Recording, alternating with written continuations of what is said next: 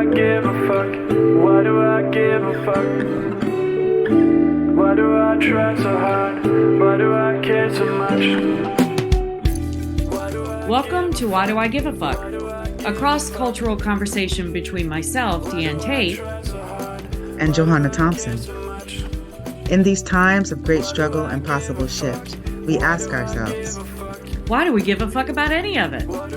How does the lens we see the world through impact what we see? And what do we do about it?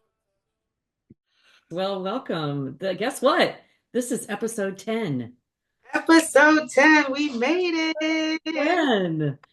Thank you to all of our listeners and viewers out there. I know. And hopefully viewers now, just a little caveat to those of you who've gotten used to listening to our podcast, you can still do that. But we're on YouTube now. Woohoo! Yes. So we're recording this video as well as audio. So you've got lots of choices. And if you want to see us, because I know for some people that's important to be able to keep in context, you know, you can watch us now on YouTube. Not all of our episodes. I think that started with episode 8. We've got 2 of them on there now. So all the beginning ones are just audio, but yeah, we're evolving and expanding. And we are. That. Yeah. So. Well, a lot has happened.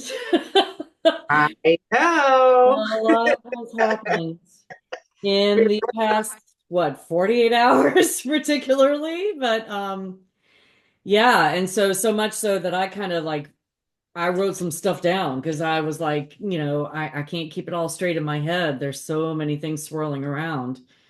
What's on your mind? We have now less than 100 days to 90 something until the election. Yeah. And in the US, for those of you that might be outside of this country. So I mean, the biggest thing, I guess, that's happened in this past 48 hours, 72 hours is that, well, I guess in the past week, is that our current sitting president, President Biden, didn't step down from the presidency, but stepped down off of the ticket to run for re-election and cast his vote behind his current VP, Kamala Harris. So for the past, 9 to 10 days, she's been hitting the campaign trail. And then just yesterday, she named who she was picking as her vice president pick. So there's been a lot of chitter chatter about all of that. Like when you heard that Biden was stepping down and it was passing to Kamala, did you have a reaction? Like, you know, what were your thoughts? I have quite a few criticisms of Kamala as a part of this sitting administration, especially around what's happening in Palestine and our continued support of that. And I don't take her out of that kind of responsibility place because she is part of the administration, even if, you know, there's questions about how much the VP really has to do in any of that. She's still part of it. The thing that really excited me, and I'd be curious to hear if you had any thoughts around this, is the event of him actually stepping off of the ticket and endorsing her to rise to the top of the ticket less than 100 days before the general election. I would have liked for him to do it sooner. I had these dreams when he first got elected. I had these dreams that he would step down out of the presidency about 2 years in and have her ascend to the presidency and then have like 2 years of actually being in the role and, you know, breaking that glass ceiling in real time. And then when the election rolled around in 2024, she would be running for reelect instead of, you know, running for election at the top of the ticket. So I'm bummed that he waited as long as he did to do it. But the thing that excited me, and I'd be curious to hear your thoughts on this, is that I don't think this has ever happened before, where a sitting president who is actively running for re-election has stepped off of the ticket and, you know, and the vice president has come to the top of the ticket just 100 days out or even any time frame out without, of course, that president maybe dying and the vice president steps into that role. So I don't think this particular iteration of events has happened before. Might be wrong about that. Drop it in the comments if I am. And the thing that I kept hearing in my ears is the pressure worked. The pressure worked. We've been putting so much pressure on the administration to stop the war in Gaza, to stop sending arms to Israel, to stop, just stop. And the uncommitted vote that happened in the primaries, where I participated in that, where I voted uncommitted because that was on my ballot. And I think that was a very strong showing to Biden that he didn't have the support he thought he was going to. And so when I heard that he was actually doing it, I was excited because it proved that the efforts that we have been putting forward to try to get him to listen and to step down worked. And it was just a further, example that our electorate does have a voice. We just have to be really diligent with it. So I'm going to stop talking. That's my initial experience. I'd love to hear what your thoughts were. Yeah, so first, let me go back to I don't dream about what's going to happen in the presidency. My unconscious moments thinking about yeah, that's my white liberal sneaking in. So I just thought that was funny. My first thought and hearing it was the fascination kind of with what you brought forward is that public narrative is actually shifting what it is that we are able to support or not support. As far as who is in elections, I'm thinking also about like hearing about what's happening in Bangladesh and how they're trying to figure out, knowing that they did something like this, I think in France. Mm-hmm. There is an uprising of the public that is saying a lot of what we are being offered is not acceptable anymore, right? And so we are going to actually mobilize together and like create a shift. So I'm really fascinated about that happening kind of on the political sphere in a global way. The other thing was just like when you and Donald Trump and Joe Biden are 3 years apart. So I was thinking about ageism. So my heart space went to, oh man, ageism is real out here in the US, which we know. But then also it was like in the last performance, it was clear that there was a lot more stress on ability to perform. Mm-hmm. Being a high stress job and position, I'm glad that Joe Biden's making the decision or allowed pressure to get him to understand what self-care looks like and to like just be okay with that. Kamala rising, my second thought then, Kamala rising into being the person who is leading the Democratic ticket is that this would be an automatic shoo-in for Donald Trump in the presidency because we're not ready. America's not ready to elect a Black woman president. Okay. And that's just where my brain said. It's like, all right, now we have to start strategizing and being prepared for Project 2025 and Donald Trump being the forerunner and winning the election. And now we have to dig our heels in and get really serious about it. Especially having residents in Florida and seeing Florida as like kind of like a project state for what, conservative, regressive legislative priorities look like. Yeah. So that's what that was a thought about. Yeah. But I also know you have that's real on your mind. So what was that agenda? Because I want to be able to go to have so Kamala rising and the pressure around that, the VP pick, because that just got announced yesterday based on when we're recording this, Tim Walz, who's Minnesota governor. And then something that's been coming up for me in conversations with folks in my circles around this sense of, well, it's a done deal, and reminding them that we have to keep the pressure on, especially, between now and election day, because we hold the most cards that we will ever hold to this presidential ticket right now, because they need something from us, which is our vote. And so, we learned that pretty quickly when Biden got in and he had the House and the Senate, and he kept saying he was going to codify Roe and he never did it. He kept saying he was going to do all these things. He never did them. And so we can't rely on what happens after the election, but now is the moment to say, okay, y'all are on the ticket. that's done. Now what are we going to do? What are you going to do for us to entice us? And I've heard so many people say, all she has to do is come out and say arms embargo from Israel, and she would win it in a landslide. I don't know if that's true or not, but I am energized by her pick of Tim Mm. Walz. We can talk about that a little bit in terms of who she was picking from, who her short list was, and who she chose out of that short list. Gives me a little bit of hope that she might be shifting a little bit, but we all know that it ain't over until it's done. So, Not over and it still is done. yeah, And we have to realistically think about where America is yeah, in its evolution. yeah. Um, and and what makes sense. And then also all of like the gerrymandering, all of the things that we know are going to be Oh, happening yeah. to the actual elections and counting votes and who's eligible to vote and all Yeah. of the things that happen when we get into our presidential election years.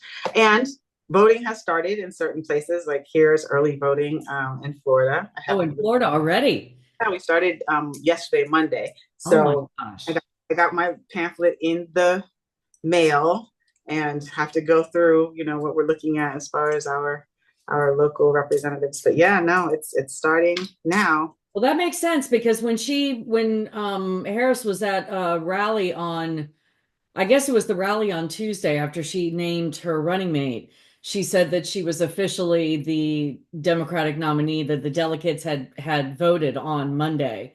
So we haven't had the convention yet, but it makes sense because early voting is already starting. If Florida is the only state, or if there are other states that have already started early voting, but I was curious about that when I heard her say that they had already voted, and I thought, well, we haven't had the convention yet, so why? So, But it'll be interesting to see how this evolves. We already know that Florida is one of those places. It's not a battleground state at all, and especially now since it's a trifecta. But but it is essential. But it it's is a essential. state, It's not and battleground, but it is essential. Yeah. we know with Floridians and the vote knows how to shift things to have the Mhm. outcomes that They conservatives want. want. Yeah. I'm gonna Although just I make did see a really interesting image of Mhm. a rally of people at the Villages in South Florida, which was kind of got itself known back in 2016 when Trump ran the first time against Hillary. And the Villages was just full of white conservative people in their golf carts with their Trump flags all over them. And there was this big parade, and it was a big rally, and it was just this whole big thing. I saw an image the other day of that same space, and they even talked about it, on mainstream media, of course, because it was feel good for them.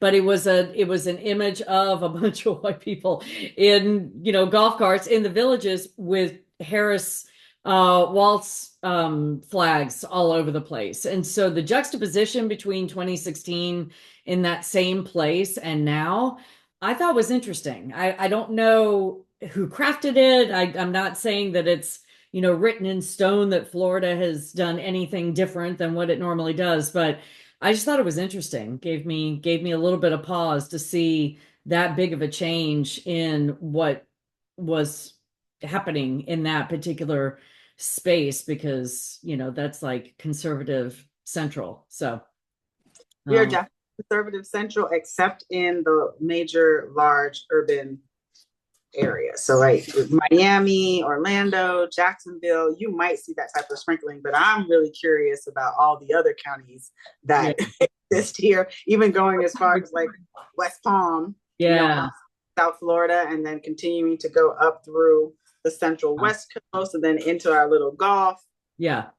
The golf carts might look a little different there. Yeah, I Have flags. don't remember where the Villages is. I know it's in South Florida, but in the general region, but I don't remember exactly. I feel like it's near where Mar-a-Lago is. That's a dendrite that's firing in my head, but I don't know exactly where it is. But it has been in the past a bastion of conservative Absolutely. space. And so to see the shift in that image was interesting to me. I don't know again if it has any bearing on anything, but um yeah, I mean, And speaking of Mar-a-Lago and D. Trump, thinking about him at the with the black journalists. And Oh, that did you see that? I didn't see. I mean, I just saw like sprinklings of clips of things. And again, Uh, if I'm seeing anything, it's really because it shows up on my inbox on my telephone or yeah. on a algorithm scroll. But yeah, being able to see like the initial clip of Donald Trump beginning the interview and even what happened in that initial, Oh, you yeah. know, question and conversation, we're really literally seeing the devaluing of, you know, populist votes that are out there, Yeah. especially from the conservative side, in a Yeah. way that folks are doing. And I don't know, with blinders. I mean, we know Donald Trump has his personality. It wasn't surprising to see a reinforcement of what it is that we experience when Right. elected officials are speaking to specific populations. Yeah. I imagine for you it was hard to watch. It was hard for me to watch. I mean, it was Tell just me about you. ugh. If I like, what were some of the highlights of that for you? Well, I didn't watch the whole thing either. So I too have seen clips and commentary about it, but just his unbridled and none of this is surprising. This is how he always acts, but his unbridled distaste and dislike and disregard for the whole being of persons that were on the stage with him who were asking him questions and holding him to account and holding him to answers. And it was giving it was giving major plantation in terms of the way he was responding to them and expecting them to back down over his, quips on you're just being so ugly when you ask your questions. And it just he's such a dangerous personification of all of the whiteness that lives within this country and all of us that look like me. It just is so it's just it I don't it's like throw up emoji just times a million, because it's disgusting that he feels so emboldened to behave like that. And then, I was speaking to my brother who is a black man who lives in North Carolina, and he was talking about how it was shifting for him. I mean, he lives in the town that I grew up in, which is still predominantly white and very racist. And he said, that what used to be hidden for him is now coming back to the foreground, where they, for a while, that he, in his words, and I'm paraphrasing, but for a while it was like, I'm not going to use the M word because that'll get me in trouble. And now I don't care. And that's coming back, which is really scary. And Like, wait, in England, I think you were telling me about this, about how yeah, white people are ambushing jobs. in England. Folks are scared to come out of their houses because they're being like directly targeted. And then I'm hearing they're being directly targeted on something that's like false news anyway. Right. It's like getting people to be, you know, ready to just be aggressive and be violent. Yeah. So it really is, when we're talking about a critical time, thinking about what democracy looks like, with our social conditions look like our the political climate looks like, it really is something that folks should be paying attention. I am choosing to pay attention to, but I really think that folks should definitely be paying attention to kind of all the things that are happening, like little sprinklings around the globe, Well, in the theme of our podcast here, what out of the things that we've been talking about, what do you care the most about? What is the thing that rises up for you on top of anything else? My people. Safety, like really literally, I mean, safety for non-white human beings. And that's when I say people, it's like safety for the majority of humans that exist on the globe. We're not even just talking about US territory anymore. We're literally talking about, there is this narrative, and there's just like this kind of explosive bubbling that feels very real. Speaking to like what your brother was speaking about experiencing, that's a real thing that I'm holding in my body, that is of concern, and that's what I give the most about, completely and totally. Looking at that, we're having a webinar tomorrow with Florida Restorative Justice Association, and we're looking at reimagining safety in schools, like improving the culture and climate in the schools, because they just appropriated a significant amount of money for safety in schools, right, as a result of what happened in Parkland and creating a safe environment. But what they're talking about is putting in, and they've already started it in the county that's next to ours, Broward, during the summertime. They already started putting in the metal detectors. This is something that they did back in the 80s, 90s, 70s, no, 80s, 90s. And like we had all those movies about it. But it, like the level of over criminalization of young people, and then the direct pathway into being system impacted is going to be paramount. And it's not going to create a safer environment, because when you have these things, especially for Black and brown bodies, we were just talking about this in a planning meeting, but for people with Black and brown bodies, that is a reminder of the history of being over criminalized, being over surveilled, being slaves, having to like move and behave in a certain way. Yeah. Because not only is the metal detectors going to be there, but AI is built into these detectors. So now they're screening behaviors, they're screening facial expression, they're screening body language, and those could falsely alert one of these machines to go off. And then that's an entire ripple effect on the way that they have the protocol being built out. So all of these things, the Cop City, I've been saying it, Project 2025, the targeting and labeling of people, the monitoring of like what you're putting on your social media, who's getting taken down, like all of these things that are happening these days are something to be really concerned about, because we're seeing what happens when you know, in Gaza, when you just don't consider people. And I feel, I mean, that was a lot of what I felt about when they first started talking about putting arming teachers. You know, my first thought was, first of all, you don't pay these people enough to do the job they have to do, that they're supposed to do anyway. And then you're going to put a gun in their classroom and make them responsible for shooting a bad guy who might come into the school and want to cause harm. Okay, on the surface, maybe to protect the kids, very, very tiny little thread of all right, whatever. But then I'm thinking about, one of my first thoughts was, what about the kids of color that are in those classrooms? And we already know there are teachers that get annoyed with kids and overreact. And I've seen, SRO, officers in the schools come in and, turn the kids upside down in their desks and slam them down on a teacher's direction. The teacher says, this kid's out of control, you need to do something. And so I'm thinking, okay, so you're going to put a gun in that person's hand and trust them to not shoot the kids of color, but just because they get out of hand or get out. Yeah.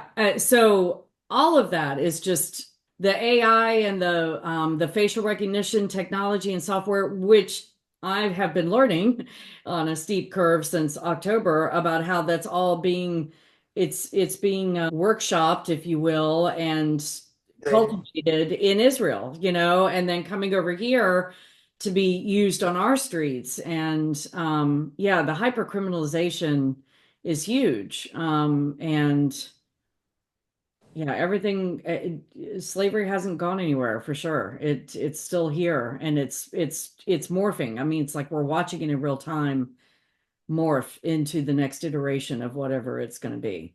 Mm-hmm. Yeah. Cause for real concern. So back to our point about what this election looks like, it's great to watch people galvanizing behind, the Harris ticket at this point. I'll be really curious to see what narratives are amplified. We're already seeing like kind of the negativity that's happening with any, folks that are marginalized communities that are kind of rising to the top.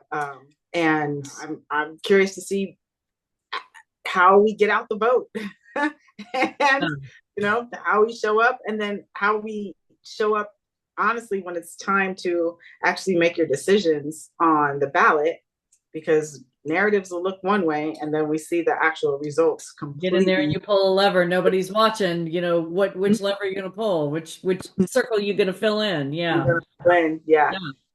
Which is a real I keep on saying cause for concern, because I'm holding concern about this in the elections. Why do I give a fuck?